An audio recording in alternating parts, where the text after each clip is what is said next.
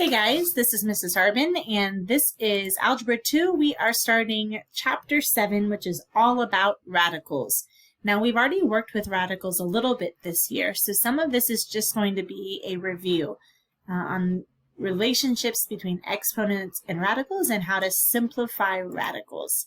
Our biblical correlation for this unit comes from Exodus 31, 2 through 3, which says, "See, I have chosen Bezalel, son of Uri, the son of Hur, of the tribe of Judah, and I filled him with the Spirit of God, with wisdom, with understanding, with knowledge, and with all kinds of skills." And you guys may sometimes feel like you're not filled with understanding or wisdom or knowledge and all kinds of skills, but I promise you that God has made you in His image. He has given you the ability to do these difficult tasks and to build on these mathematical skills that you've been learning all year to solve problems. Our lesson objective for today is that you, the student, will evaluate radical expressions, simplify radical expressions, and find triangle area using Heron's formula. So you're going to evaluate, you're going to simplify, and then we're going to find triangle area using Heron's formula. Now you may be wondering what that has to do with radicals and radical expressions. Well, Heron's formula uses a radical, so that's how that fits in there. Let's start off with a quick review of roots and radicals. And tell me, please, the square root of 441. How could we simplify that? Okay, square root of 41 is a perfect square. Its root there, its square root is 6. Oops, and I clicked go ahead too soon there. And then the cubed root of 216, that is a perfect cube. And the cubed root of 216 is 6. I think that's one of the ones hanging up on my wall, so make sure that you're learning those perfect squares, perfect cubes. If you weren't sure how to do those, remember that you could have done prime factorization. And let's take 441, for example. If we take 441 and we do prime factorization, let's see, that's divisible by 3. And so divide that by 3, we get 1, 4, 7. And that's divisible by 3, so we divide that by 3, and we get 49. And then 49 is divisible by 7, 7 times 7. And so what you get is the square root of 3 times 3 times 7 times 7. Let's rewrite that as the square root of 3 squared times the square root of 7 squared. And the square root of 3 squared, remember roots and squares, roots undo squares, so the square root of 3 squared is just 3, and the square root of 7 squared is just 7, so we have 3 times 7, which is 21. And that's how we knew that 441 was a perfect square. All right, for any real numbers, a and b, and any positive integer represented with n, if a to the n power equals b, then a is the nth root of b. Let's put some numbers here. So if, for example, we have 3 squared equals 9, what we can say is 3 is the second root of 9. Or 3 cubed equals 27.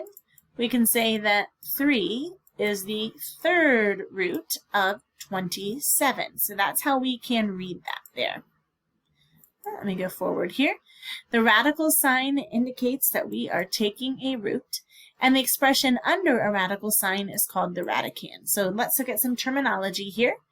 We have our radicand in blue, that's the expression under the radical sign. We have the radical sign itself, and then we have the index, which is telling us which root it is that we are taking.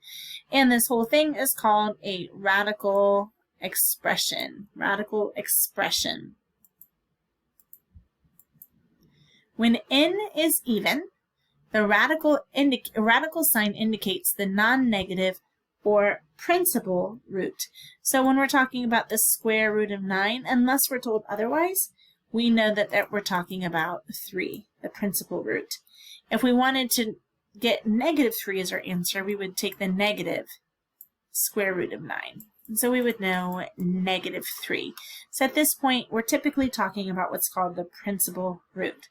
As a reminder, there are no square roots, real square roots for negative 9, because no number times itself twice will give us a negative number. Instead, what we get are imaginaries, 3i and negative 3i.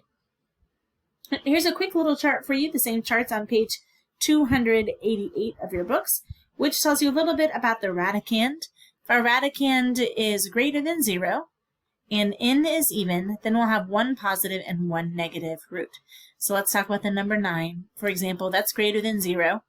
And if we take an even root, like the square root, remember my index here, that's my n, my index is 2, I have a positive and a negative, positive 3 and negative 3. So if, however, my n is odd, like if I had the cubed root of 27, then I'm only going to have one positive root here. If my b is equal to 0, square root of 0, then I'm going to have one root, that's 0, and if it's odd, I'm still only going to have 1, 0. And if b is less than 0, so if I were taking the square root of negative 9, I would have no real roots. If, however, I was taking the cubed root of a negative number, then I can have one negative real root. Negative 3 is the cubed root there. So that chart is handy for you. That should just be a quick review of even indexes and odd indexes. The product property of radicals tells me that if I'm taking the nth root of x and the nth root of y, and those are real numbers, then I can rewrite that, or I can take the nth root of x times y and separate it into two roots, nth root of x and nth root of y. Hey, I can also, if I'm multiplying two radicands together and they have the same index, I can multiply them together and put them under the same root symbol. So if I had the square root of 2 times the square root of 3, I can rewrite that as square root of 6. Or conversely, if I have the square root of 6, I can break that apart into square root of 2 and square root of 3. Hey, that is the product property of radicals here. Let's use the product property to simplify these radicals. I'm taking the cubed root of 8x cubed y to the 12th. Now the product property of radicals says that I can separate each of those. So I can rewrite that as the cubed root of 8 times the cubed root of x cubed times the cubed root of y to the 12th. That's one way that I could do that and then simplify from there. 8 is a perfect cube, and I know the cubed root of 8 is 2. The cubed root of x cubed, those would cancel each other out, and so I would just be left with x. And the cubed root of y to the 12th. Now I can simplify that a couple of different ways. I can write all of my y's out and circle groups of 3. I can rewrite my y as y 12th is the same thing as y 4th cubed. And then my cubed root and my cubed index cancel each other out. Y to the 4th is what I have left. Or I can write this as a fraction, y to the 12 over 3, which simplifies to y 4th. So those are 3 different ways that I can simplify that. And I just kind of introduced this to you very quickly. So we will continue to look at this different ways here. Another way that I can do it is writing the prime factorization, which is what you see here. 2 times 2 times 2 times x times x times x times y to the 4th, y to the 4th, y to the 4th. Right, I've got a group of 3 here. So a group of 3 comes out, which means my 2 comes out. And I've got 3 x's, so that means my x comes out of the root symbol. And then I've got 3 y-4ths, and so that y-4th is what comes out of the root symbol. Now we've already reviewed this in chapter 5, simplifying radicals, so this should not be anything new for you. We did do that this year. Let's go ahead and simplify the 4th root of 81, a to the 16th, b to the 8th. So again, we can do this a couple of different ways. We may want to start by splitting these apart so that I can take the 4th root of 81 times the 4th root of a to the 16th times the 4th root of b to the 8th. I know that I can write that as a fraction, a to the 16 over 4 and b to the 8 over 4, which means that will simplify to a to the 4th and b squared. And then when I'm talking about the 4th root of 81, I have to wonder, is that a perfect root? So let's try some numbers here. I know 3 times 3 is 9, times 3 is 27, times 9. Yep, the 4th root of 81 is 3. So that's one way we can do that. We can also write out the prime factorization here and form groups of 4 since our index is 4. So I have a group of 4 here, I have a group of 4 here, and I have a group of 4 here. So my final answer is 3a to the 4th b squared. So 2 different ways I just showed you how to simplify that. Let's try 2c. Let's simplify negative 9c to the 12th. Now negative 9c to the 12th has no real roots because negative 9 does not have a square. Negative numbers don't have roots when the index is even. So we know that this is going to be an imaginary number. Because the radicand is negative and the index is even, so our imaginary root ends up being 3c to the 6th I. So we could have written the square root of negative 9 times the square root of c to the 12th. This is an index of 2, so I can rewrite c to the 12th there as c to the 12 over 2, which simplifies to c6, if you want to know where that c to the 6th power came from.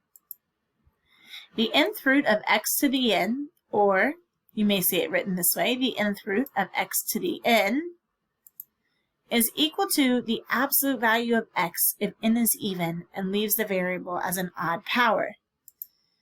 It's x if n is odd, if our index is odd. We have to use, when we're using an even index, we're going to use absolute value to show that we mean that we want the principal root. Okay, an example of this might be, for example, look at this problem. What if we're told we want to take the square root of x squared? And we're told that x is equal to negative 3. Well, if we plug that in, we get negative 3 squared, and that's the square root of 9. But the square root of 9 isn't always negative 3. The square root of 9, if we're talking about the principal root, is actually 3. So I said x was negative 3, but I actually get that x is equal to 3. Okay? That's not true. So we need to make sure that we use the absolute value here. If we had said that x is the absolute value of negative 3, then we would have gotten an acceptable answer.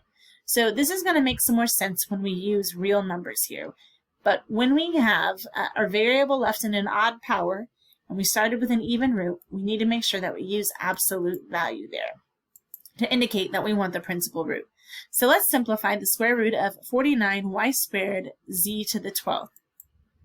We can write that 49 as z squared, and our y squared stays the same, and z to the 6th times, or raised to the 2nd power, is the same thing as z to the 12th. So we rewrote all of those so that they were in the 2nd power here. And now because we're taking the square root, that will undo our 7 squared and just give us the 7. The negative sign was on the outside. We were left with y to the 1st and z to the 6th. Now, because we took an even root and we left our variable with an odd exponent, we had y to the 1st, we need to put absolute value bars around that to make sure that we're using the principal number. And if y were 4 or negative 4, we would want to make sure that 4 is here. If we were to plug in a negative 4 without the absolute value bars, that would change our whole thing to a positive 28, and that's not what we want. So we want to use absolute value when we are left with a variable that's in an odd power. And let's try this one, the cubed root of 192, a to the 5th, b to the 10th. So we're going to go ahead and break down 192 as 2 to the 6th. Again, you can write all of this out in prime factorization if you want. 2 times 2 times 2 times 2 times 2 times 2. If that works for you the best. Okay, but that's 2 to the 6th times 3, a to the 3rd, a to the squared, b to the 9th, and b. And we're trying to group our numbers here as multiples of 3. Okay, the ones that are multiples of 3 are colored. The ones that are not multiples of 3 are not colored. They're actually brown. So we're going to write that as, we can do this way, 2 to the 6th over 3, which is going to simplify as 2 squared. Or you can write that as 2 squared to the 3rd and let these cancel each other out. Either way, you're going to get 2 squared. A to the 3rd or a to the 3 over 3. And b to the 9th or b to the 3 to the 3rd over 3. So there's a couple of different ways that you can write that. I like writing it as fractions personally. I prefer this method over this method. And then what we have left, we have 3a squared b, When we simplify all of that, we get